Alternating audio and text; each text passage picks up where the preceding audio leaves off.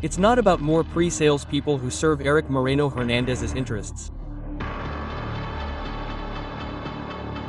He holds back a bit, but at the time he did feel like killing me for the things they're doing to me. So I told him, if you want, kill me. Nor about his former manager of illicit money, Grace Badasnera. In June, you traveled. You went to Lima, Sao Paulo, C. del Este. Yes, sir. How much did they pay you? They paid me 1,000 sols, and a white lady dressed all in black, with her sunglasses, handed me the money. I gave her the money. Diana, I don't know if her name is Diana, sir. Today we're revealing the monster's new cashier. Yes, the same one who managed to get 1 million sols from extortion. But I know that everything was arranged. For him to escape. For him to. Well, that's another issue of what happened. What they were doing all that stuff so that he would escape. I mean, he was still going to self-harm. What was he going to do? I don't know if he was going to poison himself. I don't know if he was going to cut himself. I don't know, but he was going to self-harm. Alias Bala, the only one capable of traveling to Paraguay to pay for the escape pass for the Chinese man from Belaund who was being left alone.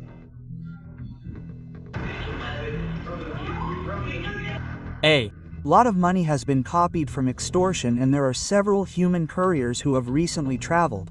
But you know, there is no absolute security anywhere in the world, and it's best to take precautions. Find out who Josselyn Balarezo is, the last letter from the monster. All the details here on Domingo al Dia. So that some guys from here can take him and do it. They're going to rescue him like a movie. And those guys have gotten old. No, I'm not sure, but they should have already. They'll have to see.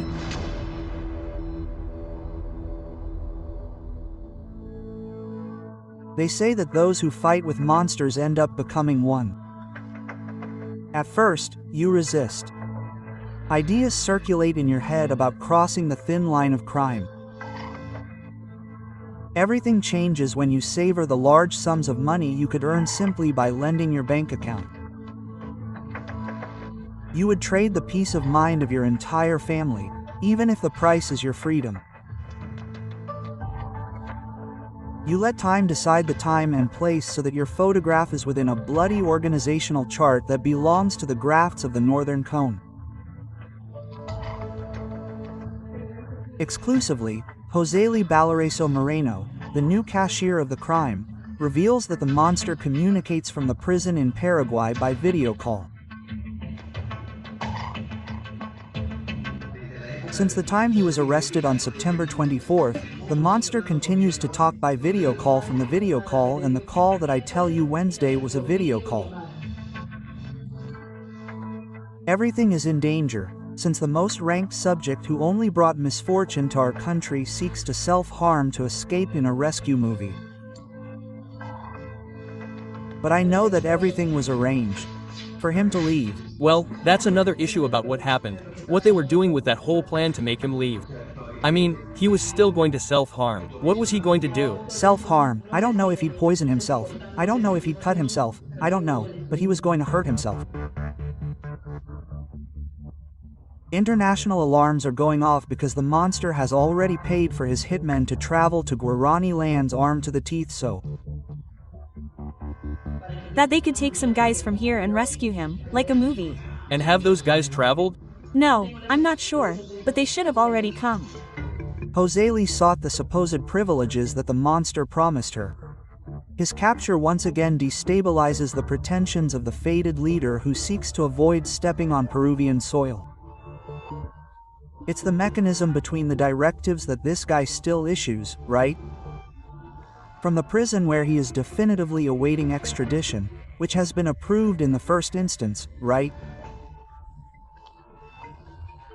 We are talking about Erick Moreno Hernández, alias El Monstruo, and the directives that continue to be issued through his partner, Diana Martinez, who obviously continues to visit him, but this woman continues to send directives to the troops that still persist in their criminal activity.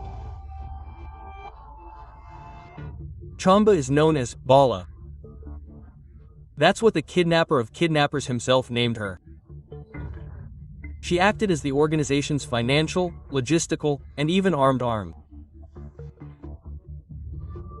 It has been proven that she collected each fee that hundreds of transporters in northern Lima paid to work in ephemeral tranquility. Approximately 1 million souls have been collected, right? And we see collections of 50,000, 100,000 daily, in periods like this, right? And where this woman can be seen withdrawing blocks of money. It all began after June 3rd. A mega operation would dismantle the main base of the Path of Terror. Every accountant and family circle of the monster were falling until they were reduced to ashes. So, what happened after liberating the areas of Caraballo, Comas, Independencia and Puente Piedra submerged in extortion? This becomes relevant based on the fact that she was commissioned to take care of the weapons, right? And not only that, but places were also sought where she rented them, since she still assumed that we had not identified her, right? With forged documents in some cases, but in others, even in one of them, her ID was found. It is concluded that Josselyn Balarezo would take the place of Grace Badassnera, the monster's favorite cashier, the only one who enjoyed his complete trust. But the threat of murdering her was present if she betrayed him. She holds back a bit, but at the time she did want to kill me for the things that I also know. So I grabbed her and told her, if you want to kill me, that's it, but I'm going to put it right now. And that's where I search. I search so that I can let go. I search.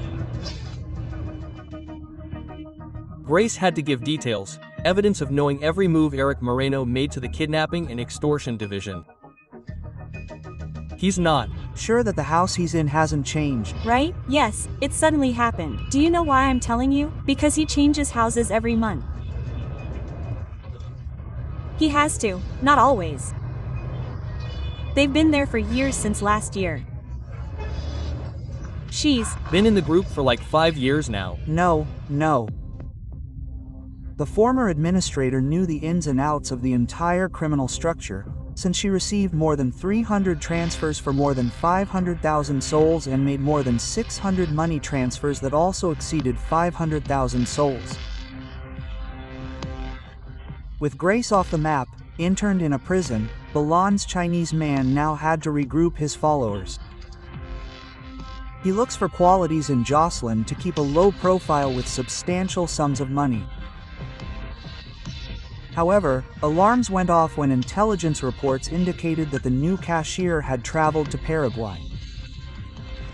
In June, you traveled, you went to Lima, Sao Paulo East. Yes, sir. How much did they pay you for that? They paid me 1,000 souls. I gave the money to a girl, a young lady. It turns out that Josselyn left the country on June 19th for Brazil.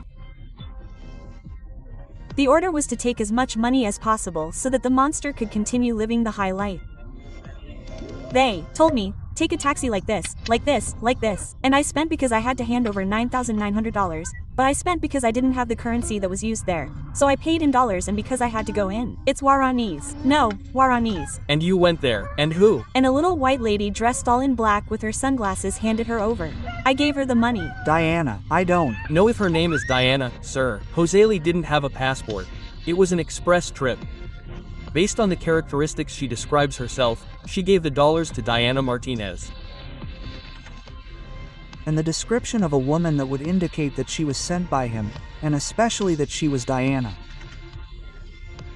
And they gave her the money. And that's how this guy is to support himself. He no longer uses these well-known companies that transfer money abroad, right? So that they don't track him. What he does is use human couriers, right? This woman is one of them. On June 21st, he returned to our country. The mission was one. The hitmen needed to hide their weapons. Josselyn would be in charge of renting the properties to hide them.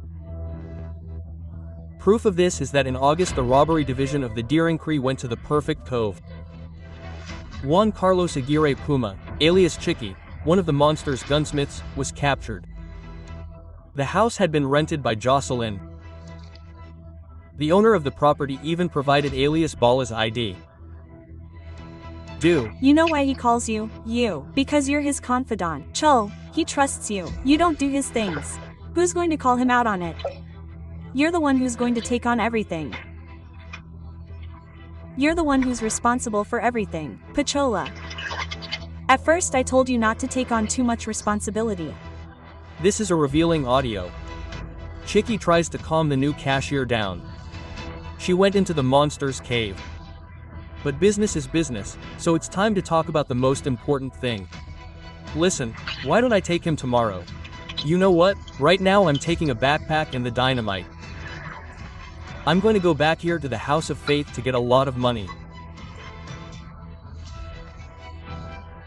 Surrounded by weapons, dynamite and the suffering of thousands of families, she had to find another hideout to rent her name, like in the case of alias Paulo, another of the monster's gunsmiths, a criminal who had well-camouflaged war rifles and pistols with which he carried out his attacks.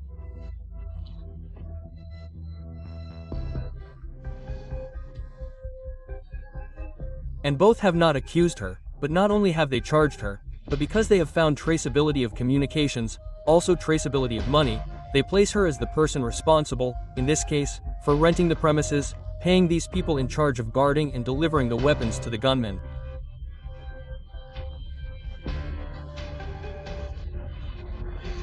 It didn't take long for the Davinco agents to send all the information to Paraguay and thus achieve the capture of the most heartless leader of North Lima.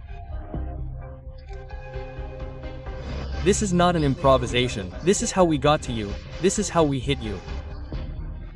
Erick Moreno stammered and tried to further entangle his own labyrinth of lies. This is the police. Listen to me. And what did you say? Useless. Look for me. I'm here. The detectives quickly set their sights on Josselyn. They followed her steps in a patient intelligence work. Elusive as few, the new manager continued collecting and sending money. A wicked plan was about to be cooked up. On November 19th, a little over a week ago, the cashier visited a bank branch. Her role is designed to not arouse suspicion. Check how this worker counts the bills. She crosses her fingers because she wants to get out of the place as quickly as possible. She doesn't trust anyone. She turns to see if anyone is watching her and then smiles nervously. She is only one step away from collecting 22,000 souls. The seconds pass until he has the entire bundle in his hands and ends up camouflaging the loot in a transaction that the president wanted. Because 2 days earlier, almost 20 or 30 transporters had systematically arrived, right? Who had deposited 900 souls and she had extracted those 22,000 souls.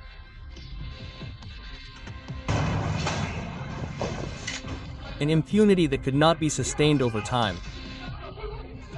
This week Josselyn was captured with a large quantity of drugs that she was about to distribute throughout Comas. But the most worrying thing was what she was about to confess. Since the time he was arrested on September 24th, the monster continues to talk on video calls since the video call, and on calls that I tell you were on Wednesdays, they were video calls. Who would be capable of giving the monster so many facilities if he is imprisoned in a Paraguayan prison? He has spoken every day. Wednesdays, video calls, and occasionally when he called from the phone that I told him about, from Miss Deli, she answered as if you were a woman.